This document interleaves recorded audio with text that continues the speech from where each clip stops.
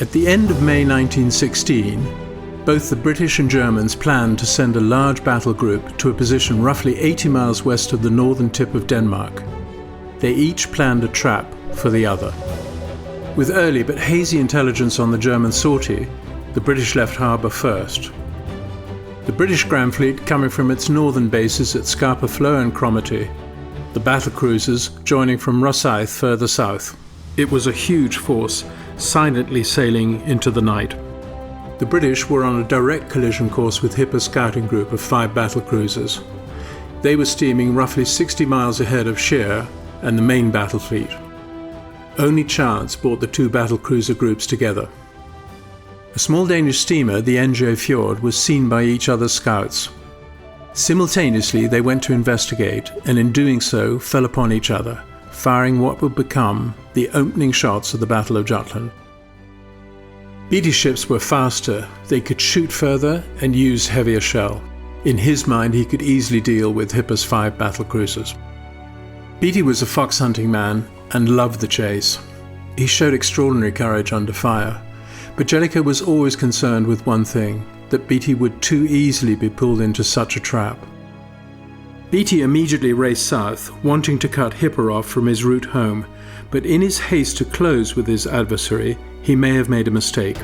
He left behind 4 of the most modern and powerful ships on the sea that day, Rear Admiral Hugh Evan Thomas's 4 15-inch gunned Queen Elizabeth-class battleships. A question that was asked, even by many battlecruiser officers, was why Beatty had not opened fire earlier. He had the range advantage, and Hipper had always feared the period when his ships would be in a danger zone, unable to return effective fire, but being hit by British fire. 3:48 on the afternoon of May 31st, Hipper gave the order, open fire. His flagship, the Lützow, the guns roared.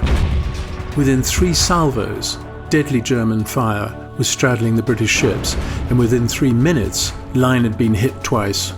Initial British fire badly overshot the German line, maybe because of the bad visibility. British fire allocation had also been badly muddled. Beatty had intended that Lützow should be targeted by both the Lion and Princess Royal, and that worked. But the Tiger and Queen Mary mistakenly targeted one ship too far back. The second German ship in the line, the Derfflinger, was left totally untargeted. But it was the firing from the Von der Tann that scored the first victory. Her gunnery officer, Marholz, managed to score repeated hits, though he said he could hardly make out the target as she was almost totally covered in splash. After only 13 minutes of battle, the first British ship, the Indefatigable, slid out of line, rolled over and sank. Any survivors didn't last long in the numbingly cold waters of the North Sea. 2 men, later rescued by the Germans, tried in vain to rescue their captain. 25 minutes later, the Queen Mary also fell victim to German guns. She'd only been in service 3 years. The pride of the Royal Navy disappeared in a devastating explosion.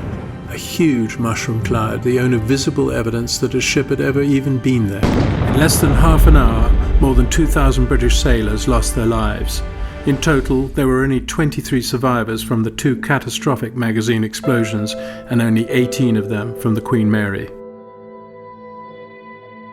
The battlecruiser's architect, British Admiral Sir Jackie Fisher, thought the ship's higher speed and greater gunnery range would more than compensate for the relatively light armour protection. At Jutland they were proved wrong, and the results were fatal. Getting the explosive cordite charges from a turret magazine to the guns was exhausting, and under fire, brutally so. The gunners wanted the cordite and shell as fast as possible so they could shoot more quickly. Consequently, cordite bags were dangerously stockpiled around the insides of turrets and passages, and this made the flash-tight doors designed to stop the flames travelling between the turrets and the magazines irrelevant. 2 minutes after the Queen Mary had gone, Lion nearly suffered the same fate. A half hour earlier, her Q turret had been hit, and the top had been blown off. A huge tower of flame now shot skyward. Had the turret still been covered, she would have also blown up. Scouting ahead of the battlecruisers, Goodenough on the Southampton urgently signalled that 16 German dreadnoughts were in sight and closing fast. The British now realised they were heading into a trap. Waiting a few moments to confirm the news, Beatty turned his 4 remaining battlecruisers around, but the 4 accompanying Queen Elizabeths continued southbound into increasingly heavy German fire. Using the same spot around which to turn his ships and reverse course was a mistake. Evan Thomas only made it easier for the German gunners. All they needed to do was to keep their guns trained on the very same spot as the British obligingly steamed into the cauldron of fire. Beatty's ships had been hit badly, after 75 minutes by around 44 heavy calibre shells, and the Germans less than half that amount. After the Queen Mary exploded, Beatty came to an awful conclusion. He turned to his flag captain, Ernie Chatfield, and muttered, "There seems to be something wrong with our bloody ships today." Now it was Beatty's fortunes that rose. As the 4 Queen Elizabeths began to move north, shielding his rear, pressure on his own 4 ships was relieved, but damage to the battleships was extensive, even if they dealt out equal punishment. But the British trap nearly wasn't ready at all. Jellicoe only had the roughest idea of the position and course of the 2 German forces. His repeated and increasingly exasperating requests for information were all but ignored by Beatty, who was busy fighting his own battle. 5 minutes before 6, the ships of the Grand Fleet and the battlecruiser fleets were finally able to make each other out in the hazy mist. But crucially, Jellicoe himself still could not see any German ships. The British Commander-in-Chief literally only had minutes in which to decide how to best meet the invisible threat. The timing was critical to avoid his own fleet being caught in the middle of the manoeuvre when most of his firepower could not be brought to bear. Jellicoe deployed the Grand Fleet to port towards the Danish coastline. The fleet literally remodeled itself from 6 parallel lines, each with 4 dreadnoughts, into one continuous line 5.5 miles long, designed to hurl the maximum amount of steel against the enemy. The manoeuvre was brilliant. It blocked Scheer within a semicircle of British guns. And turning so many ships in such little space required extraordinary seamanship. There were close calls, but not one collision amongst the 122 ships' captains. First, the British fleet steered towards Denmark, then turned south to parallel the coast. It might have seemed as though Jellicoe was steaming away from the German fleet, but in fact he was positioning his own fleet more carefully. As Beatty took the line ahead of the Grand Fleet so that he could position his own battlecruisers in the van, Admiral Arbuthnot crossed dangerously close, only getting 2 of his 4 ships through Beatty's own line. The Defence and Warrior headed straight towards the Germans, intent on attacking the cruiser Wiesbaden. Instead, the defence was met with a hail of fire. It exploded in a fireball and sank with all hands.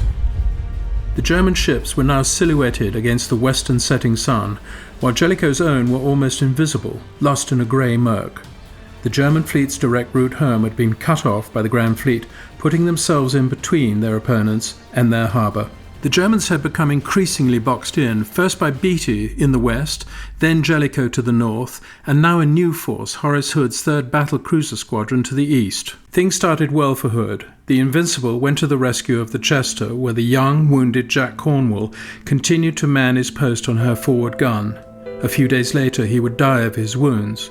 Posthumously, he would receive the Victoria Cross for his bravery. Invincible's shooting found its mark, mortally damaging one of her aggressors, the Wiesbaden.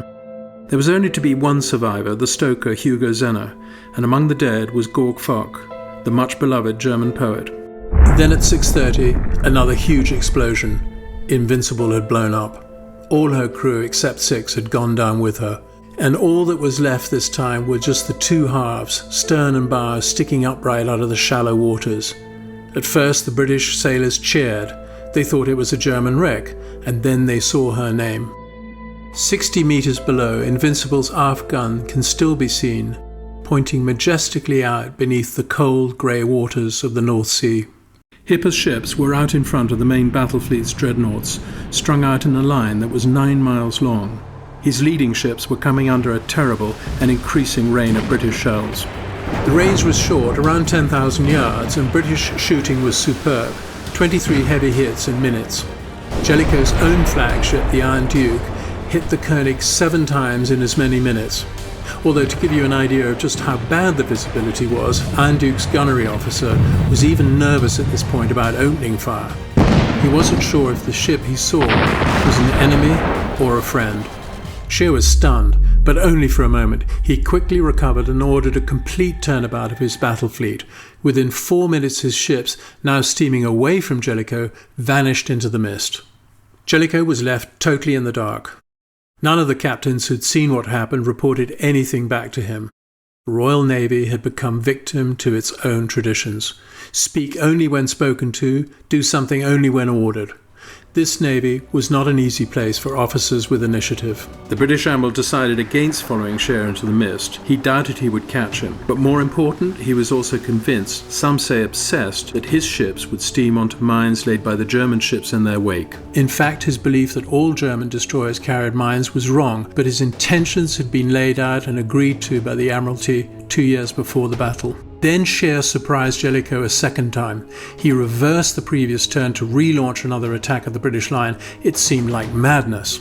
Under intense fire, the front of the German line again buckled, bunching up so badly this time that before Scheer even ordered another turn, the leading ships started to turn independently, so desperate were they to get out from under British fire.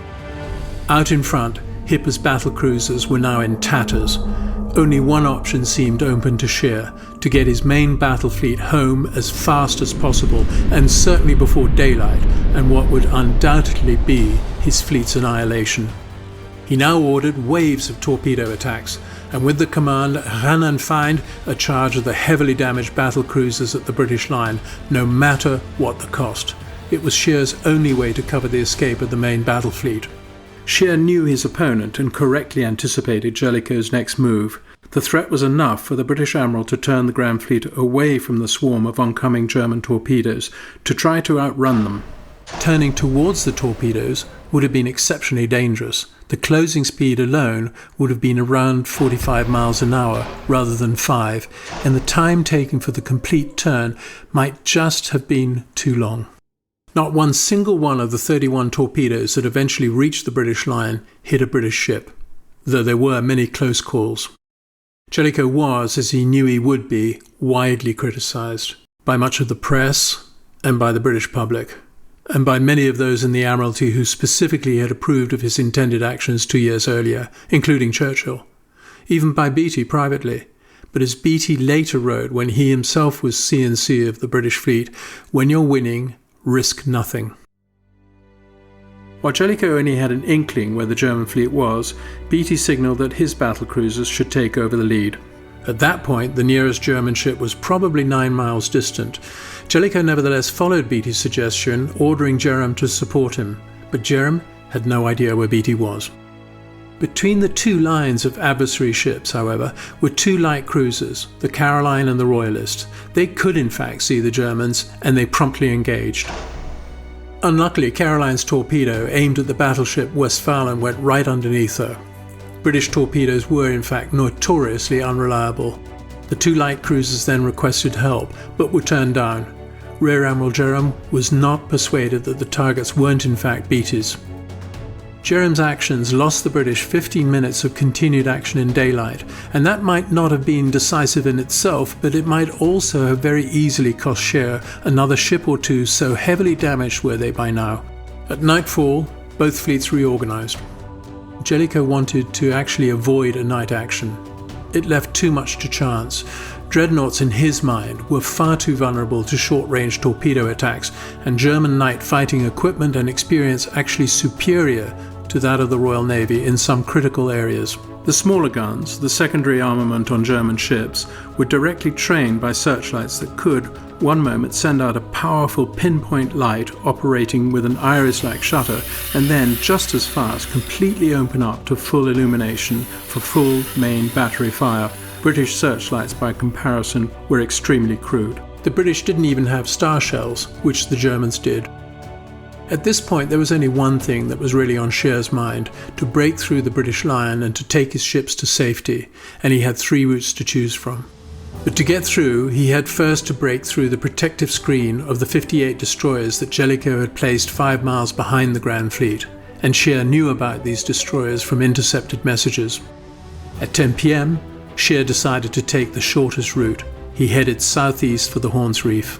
Throughout the day, some of the Admiralty signals were quite misleading, making Jellicoe doubtful of subsequent intelligence, starting with the now infamous message stating that Scheer's flagship was still in harbour, and before 5 o'clock that illusion had been shattered. Distrustful of the intelligence he was getting, Jellicoe made up his own mind.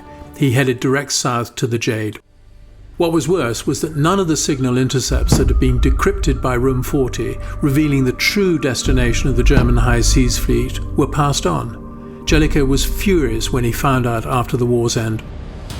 During the next few hours, there would be 7 separate, unequal but bitterly fought engagements between small British destroyer flotillas and German battleships and their escorts. In one, the British 4th Flotilla lost a full 70% of her ships. One of her destroyers, the 935-ton Spitfire, physically clashing bow to bow with the 20,000-ton dreadnought, the Nassau. In another engagement, the Rhineland physically sliced a British destroyer in two. But the British were also able to claim some successes in the night action. A torpedo shot from the British destroyer Onslaught claimed the pre-dreadnought, the SMS Pommern. Her secondary armaments magazine caught fire and she exploded in front of the German line with more than 800 deaths. Not one single report of the many flotillas' actions reached the Iron Duke that night. While German Telefunken signals certainly blocked some of the radio reports, most captains did not understand the value of sending back information to the flagship. Eventually the Germans did succeed in punching through the British line, and Jellicoe had no idea that they'd even done so. Despite the many opportunities, the British failed to sink the massively damaged Seydlitz, and the Germans themselves were responsible for scuttling the Lützow. Seydlitz would not rejoin the fleet until mid-September, Derfflinger not until the next month. Jellicoe was ready 4 hours after reaching Scapa, and Tiger, Princess Royal, Barham and Malaya were repaired by July, while each of 5 German battleships needed 50 days of repairs in dock. On the basis of sinking more ships, and because more British sailors died in the battle, the Germans claimed victory. The Kaiser, welcoming the fleet back on the 1st of June, declared that the spirit of Trafalgar and British sea power had finally been destroyed. But to claim any victory, one needs to have achieved one's stated objectives, and the German intentions of ending the British blockade or seriously damaging the Grand Fleet had clearly failed. And although one might say that the German High Seas Fleet fought with great courage and inflicted heavy pain on the Royal Navy, it was not able to again successfully challenge the British and finish what had been started at Jutland. British sea dominance remained intact, and it seemed as if nothing had in fact changed. Except everything. A Pandora's box had in fact been opened by the very success of holding the German fleet at bay. In a secret report to the Kaiser days after the battle, Admiral Scheer wrote that Germany could never win the war by defeating the British fleet at sea. They had to try to defeat Britain economically by cutting the vital supply of materials and food that came to her by sea. That meant that Germany could only hope to win the war by gambling on an aggressive campaign of unrestricted submarine warfare. Throughout the year, Scheer and the Naval Chief of Staff, Henning von Holzendorf, tried to persuade the cabinet and the Kaiser to change tactics, unsuccessfully. At the end of 1916, on November the 29th, Jellicoe handed over the command of the Grand Fleet to Vice Admiral Sir David Beatty. Jellicoe accepted the appointment to the position of First Sea Lord to breathe new life into the Admiralty and to find a solution to the growing U-boat threat, and as the Navy's new operational head, he had to find the answers quickly. On February 1, 1917, the savage new submarine war started. The Germans calculated that Britain would be on her knees in 5 months. The country nearly was. In April, over 600,000 tons of British shipping was sunk, much of it off the east coast. And if one counts the total of Allied shipping sunk or damaged, it was almost 1 million tons. Given that Britain's entire merchant marine totaled 11.5 million tons, one can well understand Jellicoe's rising pessimism. The British may have retained surface control of the seas after Jutland, but they very nearly lost the submarine battle in the first half of the following year. By the end of 1917, the tools with which to win the anti-submarine war had been put in place by Jellicoe. The most controversial change was probably the adoption of convoy itself, which had been wrongly accused of having been against. He was not. but he could only move forward once America was in the war, which happened on April the 6th. It allowed the crucial transatlantic convoys to assemble in what had previously been neutral waters, and also gave the British the vital key to convoy success: destroyers. The first 7 arrived on May the 4th, and by July there were 34 in British waters. There were a mass of other improvements. Firstly, new mines, actually in this case copied from the Germans. Secondly, the birth of directional hydrophones that was to later become the basis for British Aztec sonar. Third, howitzer-launched bombs that also became the basis of the very successful British destroyer Hedgehog depth charge system in the Second World War. Fourth, a longer endurance aeroplane search system capability with the American Curtiss H-12, and finally, a massive increase of civilian patrol boats and whalers, disguised but armed merchantmen and faster patrol boats, but the list goes on. The new tools started to impact. By December 1917, monthly tonnage losses of merchant shipping fell to 300,000 tons, and by March 1918, total losses were down to 200,000. The Germans had calculated that the US would enter the war once unrestricted submarine war was unleashed on neutral ships, but they also thought they could defeat Britain before their help would arrive.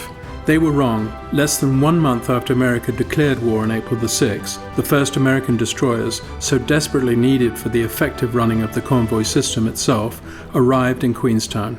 Helping turn the tide back in favour of the Allies did not save Jellicoe from the political acts of David Lloyd George, the Prime Minister. He was about to finally leave the Admiralty and get back to his wife and children for Christmas, when a curt letter from Sir Eric Geddes, his direct political boss, arrived. It was just moments after officers from his old flagship, the Iron Duke, had presented him with a silver model of his old ship. In Germany, the effects of the continued blockade had deep consequences. It stirred revolution. Civilians suffered terrible food shortages in the winter of 1916, and the time was known as the Turnip Winter. And there was little let up as the Allied squeeze on commerce tightened. Divisions in the German fleet, now rusting away in the harbour, ran deep. Morale collapsed, and revolutionary unrest grew. The intense but very often acrimonious debate that followed Jutland had one great benefit for the Royal Navy.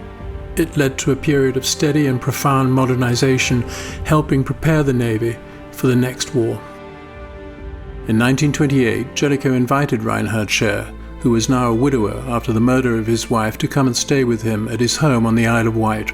Sadly, the meeting never came to pass, but it does intrigue me to think of what the discussions would have been had the two old adversaries met. When Jellicoe died in 1935, the flags of 3 navies, the Royal Navy and both the French and German navies, were lowered. It was a recognition both from the Allies for his efforts, but also from former adversaries honouring him. 2 months after Jellicoe died, the younger Beatty followed.